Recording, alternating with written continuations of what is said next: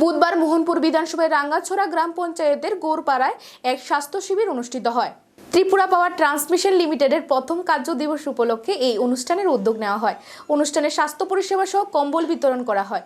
অনুষ্ঠানের মুখ্য অতিথি ছিলেন বিদ্যুৎ, কৃষি ও কৃষক কল্যাণ দপ্তরের মন্ত্রী রতন লাল নাথ। ওনার হাত ধরে এই অনুষ্ঠানের উদ্বোধন করা হয়। এই অনুষ্ঠানে ছিলেন মোহনপুর পঞ্চায়েত সমিতির chairperson Rina Debbarma, vice chairman Rakesh Deb, TSACL এর MD Debasish Sarkar, director SS Gour এবং TPTL এর আধিকারিক রঞ্জন দেববর্মা সহ অন্যান্যরা। আপনাদের যতটুকু যদি সামান্য কিছু স্বাস্থ্য পরিষেবা দেওয়া যায়, 3 জন ডাক্তারবাবু খুব বিশিষ্ট এবং সবাই কিন্তু PG করছে, ছোট মোটো ডাক্তার না। আমাদের AGMC-র খুব নাম করা ডাক্তারবাবুরা এসেছেন, একজন ENT, একজন গাইনোকোলজি, একজন মেডিসিনের ডাক্তার এসেছেন। ওনারা আপনাদের দেখাবেন এবং খুব সুন্দর জিনিস, এটা মনে রাখবেন। একটা কথা প্রধানমন্ত্রী বলেছে, স্বচ্ছ অভিযান, স্বচ্ছতা সেবা।